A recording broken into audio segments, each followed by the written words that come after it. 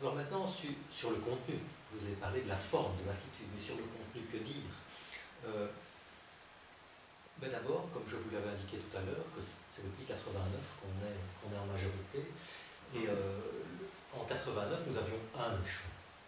Et il avait deux matières. Une matière où on voit bien les écolos, c'était l'aménagement du territoire et l'urbanisme. Une autre où on ne les voit pas, on ne les imagine pas, c'est les finances. Et qu'est-ce qui a été fait à l'époque, en 89? Ce n'est pas un exploit, mais c'est à nouveau une tonalité écolo. En 89, c'est le décret décentralisation et participation. Ceux d'entre vous qui s'intéressent à l'aménagement du territoire se souviennent de ça. Pour pouvoir avoir plus de compétences, délivrer les permis d'urbanisme, la commune devait se doter de 4 outils. Plan de secteur, tout le monde l'avait. Schéma de structure, voilà, un document de réflexion sur le développement, le projet de développement avec les traductions spatiales que se donne une entité communale, un règlement communal d'urbanisme, et là qui est un document extrêmement technique, pente de toiture, gabarit, matériaux de parement, enfin ce genre de choses-là. Donc extrêmement technique. Et quatrième élément, la CCAT, Commission consultative d'aménagement du territoire. En 89, c'était le programme des 3 formations politiques qui, si je me souviens bien, j'y étais pas, mais qui composaient. Ah oui, voilà, toi tu y étais, et tu confirmes. Et donc, on s'engage là-dedans. Alors, que fait le bureau d'études? Quel est le diagnostic que pose le bureau d'études à l'époque qui s'appelle le CREAT, lié à l'université? C'est qu'il y avait, donc, constat assez banal, une dispersion de l'habitat, banal dans le sens où c'est ce qui se passe partout dans Brabant-Wallon depuis environ 30 ans. On construit des lotissements excentrés par rapport aux centres urbains et villageois. Bref, on bouffe de l'espace. Et sur Otigny-Louvain-la-Neuve, constat plus précis, c'est qu'il y a 2 centres urbains qui étaient essentiellement vides, qui étaient des noyaux vides, très peu remplis. Sur base de ce double constat, un double objectif. Le premier principal, c'est de densifier les 2 centres dans une perspective plurifonctionnelle. Donc il faut du logement, toutes les fonctionnalités d'un tissu urbain. Et le deuxième objectif, qui devait être le corollaire du premier, c'était d'apaiser, autant que faire se peut, la pression immobilière sur la périphérie, puisque comme à Cour, on a quand même, moins que ici, sans doute, mais quand même des zones encore très rurales, essentiellement sur l'ouest, sur le plateau de Cerveau et Lunettes. Et bien ça, ce sont des ambitions écologiques. Densifier les centres, éviter la dispersion de l'habitat, c'est vraiment des convictions, c'est au cœur de la sensibilité écologique. Mais pas uniquement, à nouveau, pas uniquement. Ça, c'est ce que les urbanistes disent depuis 40 ans. C'est ce qui se trouve aussi à l'article 1 du Quatup, du Code de l'aménagement du territoire, depuis les années 80. Mais entre le dire et le faire, il y avait une légère différence.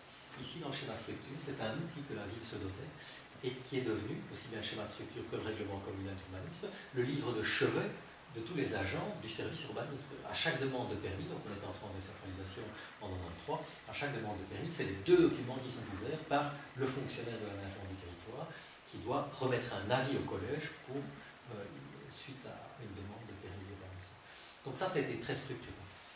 Je pense que si nous n'avions pas eu le schéma de structure, j'imagine la plupart d'entre vous voient plus ou moins le centre d'Otigny, eh bien nous n'aurions pas eu cette densification avec des immeubles de 4-5 niveaux, un rez-de-chaussée plus 4 niveaux, 4 étages, en plein centre, autour du Louvre. Nous n'aurions pas eu ça. Je suis sûr que l'administration communale, s'il n'y avait pas eu cette réflexion et ces outils réglementaires ou d'orientation, nous aurions sans doute continué à délivrer des permis d'urbanisme pour des maisons unifamiliales en plein centre. Très probablement, c'est ça qui se serait passé. Maintenant, même si, à la vérité de dire que maintenant, si nous n'avions pas de schéma de structure ni de règlement communal, les propriétaires auraient bien pigé le truc avec le développement du RER, etc. Nous aurions des propositions d'immeubles, ça c'est clair. Mais à l'époque, il y a 20 ans, nous n'étions pas du tout dans ce trip-là. Et donc le schéma a été vraiment un document structurant. Je le répète, intuition écologiste, mais partagée par d'autres, en l'occurrence les spécialistes de l'aménagement du territoire. Donc là, on nous attendait sur une politique, je crois qu'on a répondu. Ce n'est pas une spécificité écolo, mais c'est une marque de fabrique écolo. Voilà. On ne nous attendait pas, par contre, sur les finances. Et ça, on a vraiment tenu à dire, ben voilà, on ne nous attend pas là-dessus, mais on va y travailler, et vachement, et sérieusement. Parce qu'on a aussi des déficits à remonter. On présente les écolos comme bien sympas en général, mais pas très rigoureux, bavardeurs, pinailleurs, enfin, bon, c'est une image qui ont la vie dure. Et donc on s'est dit à l'époque, quand j'y étais pas, mais on s'est dit, eh bien, c'est l'occasion de montrer que la rigueur, on connaît. Et à l'époque, la dette était extrêmement importante. Elle pesait près de 40% du service à l'ordinaire. Donc vous aviez un budget de 100 euros, de 100 francs belges, 40 francs à l'ordinaire. Vous payez les salaires, le frais de fonctionnement. Là-dedans, il y avait 40 pour payer les intérêts et le capital de la dette. C'était hallucinant. La moyenne du Brabant wallon, c'est 12%. Eh bien, c'est le même échevin qui a Écolo, qui a eu les finances de 89 jusqu'en 2006. Jacques Le Maire, pour ne pas le citer, parce que quand même, c'est tout à son honneur d'avoir ramené la dette de 35, 40% à 15%. Mais il n'est pas arrivé, on n'est pas encore arrivé à la moyenne du Brabant wallon, 12%. Beauchamp, ils n'ont rien comme ça, c'est incroyable. Ça rend jaloux, quoi. Mais, enfin voilà. Nous, maintenant, donc ça, c'est pas du tout une spécificité écolo, mais on l'a revendiqué pour montrer que, moi, si, on est aussi capable. Voilà, ça fait plaisir aussi. Alors maintenant, sur quelques politiques de ces deux mandatures-ci, d'abord une que je voudrais mentionner, sur laquelle, évidemment, on nous attend, c'est le développement durable. Dans le programme de majorité en 2000-2001, c'était la première politique qui était mentionnée dans l'accord de majorité. Et le développement durable était conçu comme une politique transversale, ce qui voulait dire que chaque membre du collège devait pour sa part prendre cette dimension de son action dans son programme de travail.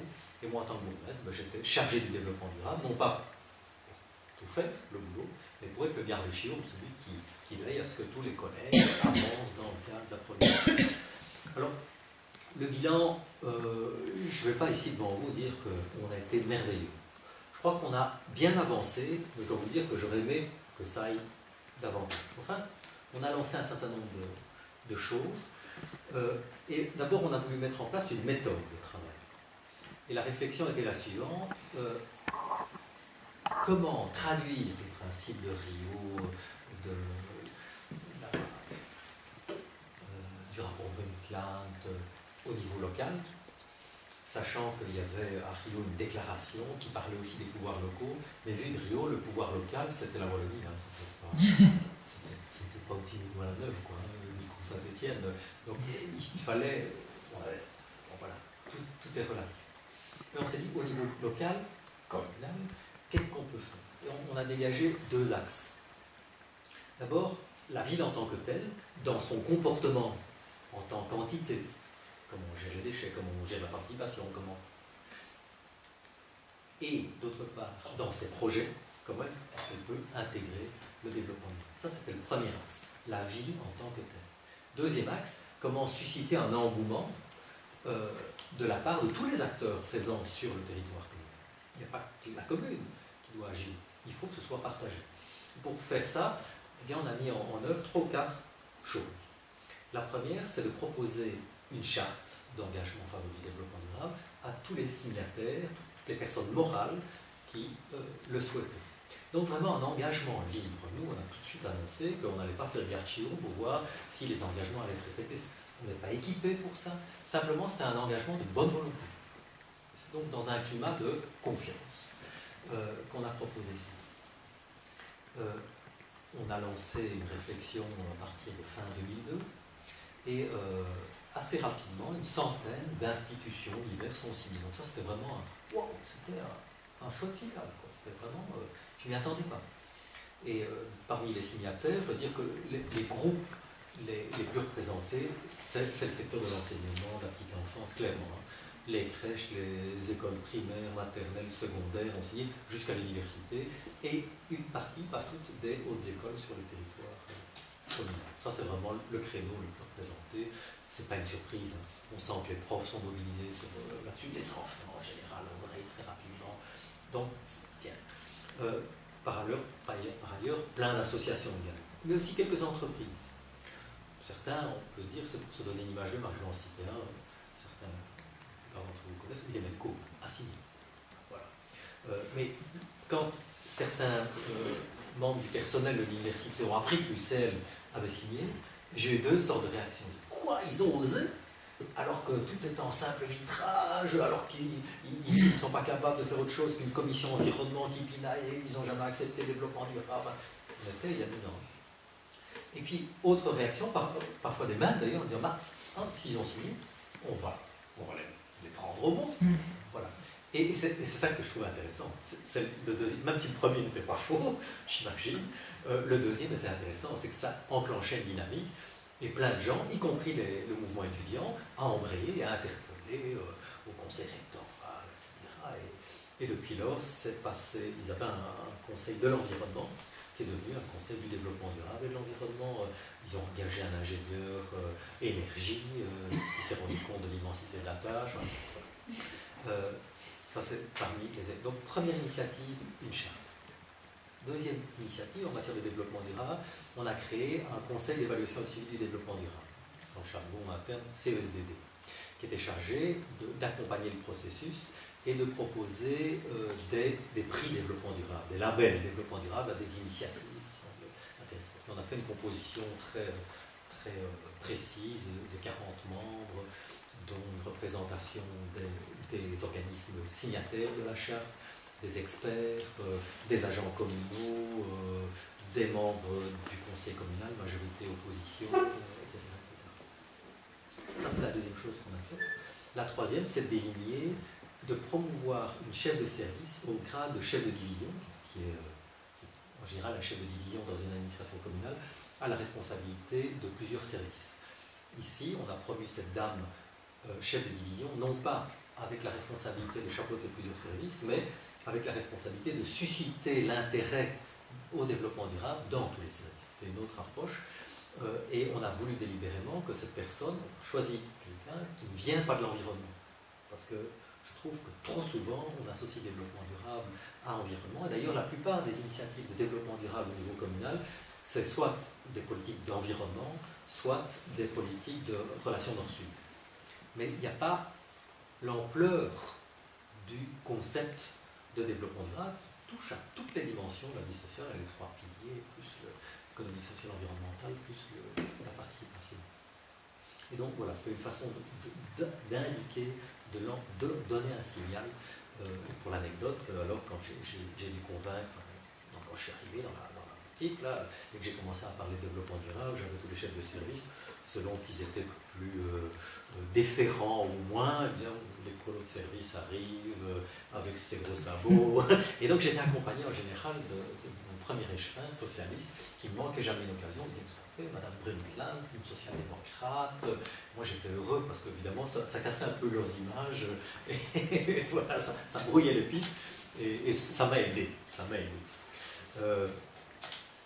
Ça c'était les premiers trucs qu'on a mis en place, donc je remonte à 2002-2003.